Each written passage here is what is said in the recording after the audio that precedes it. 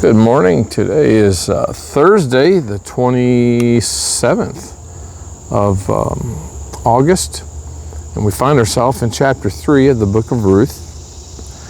And I begin reading in verse 1. The Word of God says, "Then Naomi, her mother-in-law, said to her, 'My daughter, shall I not seek security for you, that it may be well with you?'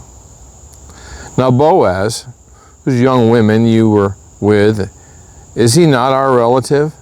In fact, he is winnowing barley tonight at the threshing floor. Therefore wash yourself and anoint yourself. Put on your best garment and go down to the threshing floor, but do not make yourself known to the man until he has finished eating and drinking. Then it shall be, when he lies down, that you shall notice the place where he lies. And you shall go in, uncover his feet, and lie down. And he will tell you what you should do.'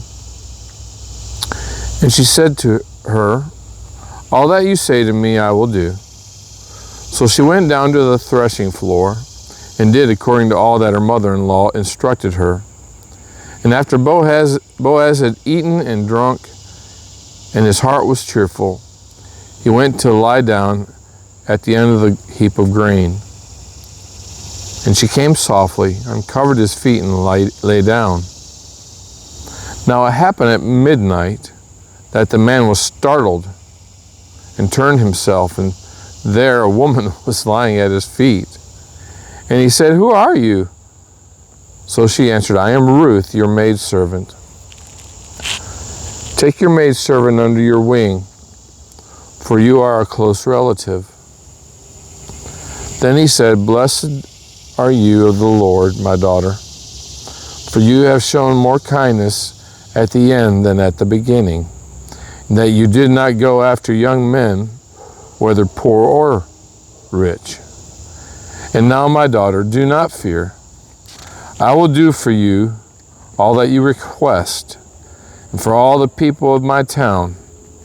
For all the people of my town know that you are a virtuous woman.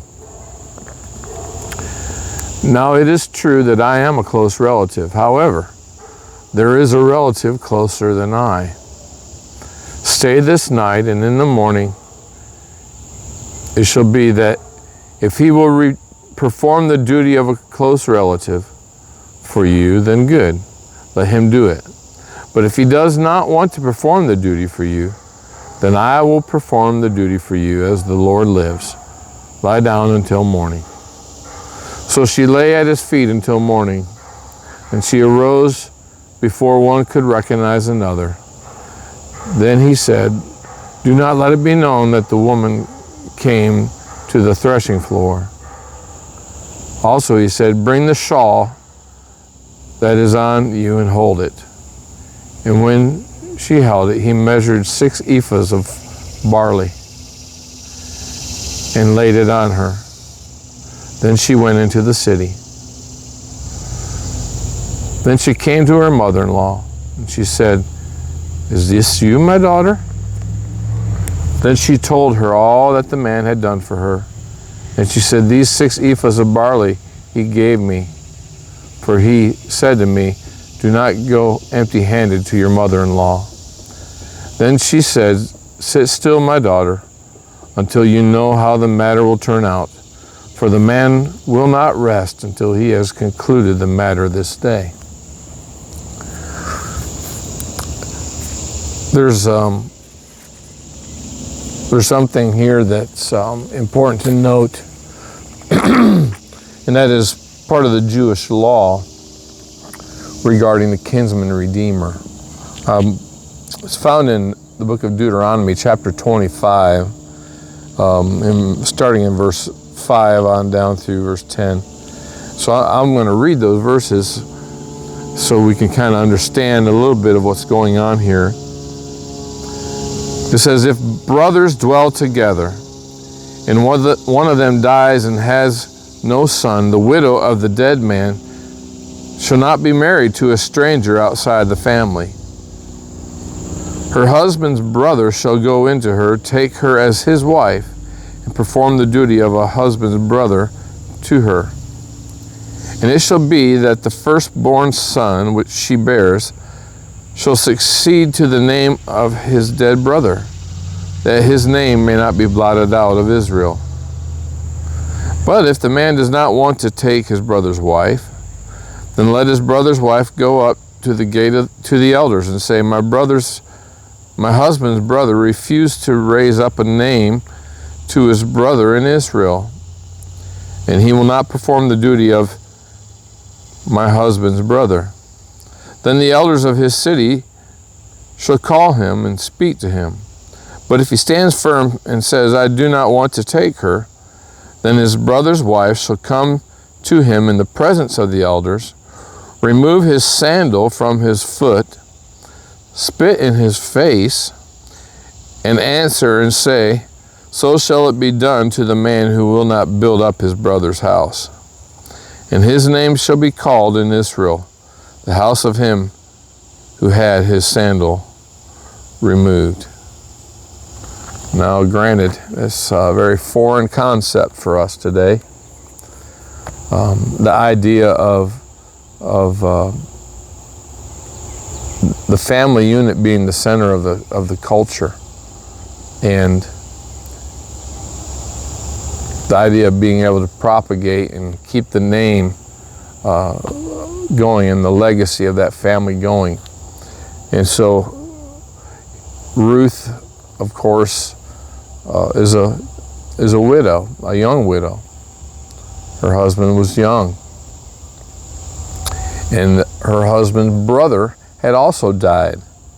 So in the situation here, what the law permitted was that the next closest relative, whether it be a cousin or something along those lines, would be the next in line to be the kinsman redeemer, to prolong the line of her husband. So she goes to Boaz, who's been kind to her, who's a rich man, a wealthy man, but he's allowed her to glean from his fields for a number of months now. And Naomi, knowing the law, and Ruth being a Moabite, not knowing the Jewish law, Naomi instructs her to go down to the threshing floor where Boaz is threshing out the barley and to present herself. Now, there's nothing lewd here. There's nothing provocative in a sense of that, but she's just presenting herself, and she asked the question when he wakes up startled in the middle of the night and says, who are you? And she says, I am Ruth. And basically her reply was, please take me under your wing, because you are a relative. You're the next in line. Now he corrects her. There's one more. There's one ahead of him in order. That's a even closer relative. And he has first dibs on if he wants to redeem and make Ruth his wife. So that's what's going on here. And a couple of interesting things that also stand out is just the character of Boaz. He finds a woman laying at his feet at midnight. He could have been something, he could have responded in a carnal way, but he did not do that. He not only is a man of integrity, but he's also looking out for her integrity. He wants her to leave while it's still dark, and he gives her the grain, and he's not wanting anyone to say, say anything bad about Ruth. The other thing that's interesting is it's pointed out that it says all the men in the city know that she's a virtuous woman. They've observed her life, her conduct, the way she's treated Naomi, her mother-in-law, and that she's a hard worker out in the fields, and that she hasn't been flirtatious with the younger men or anybody else for that matter. And so she's already gained a reputation as a virtuous woman. And how important is that? You know, I think that just bringing this into application for us today.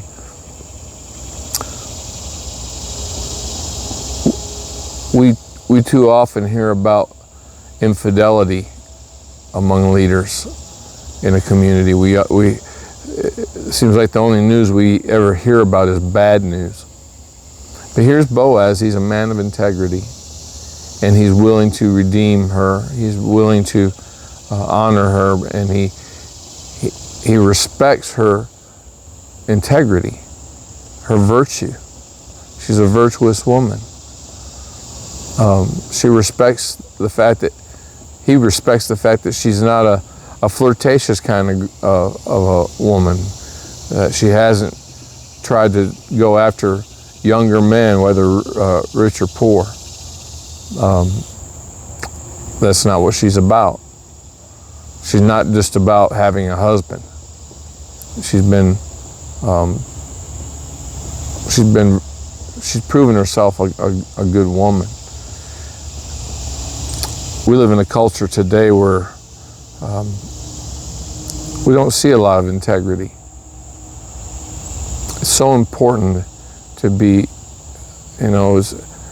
having 3 daughters myself, I'm very grateful. And my wife has always been a wonderful example of, as far as I'm concerned,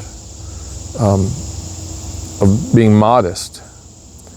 And, it's a struggle today for young girls. Try going to the store and buying a pair of shorts that are modest. It's very difficult to do. And yet,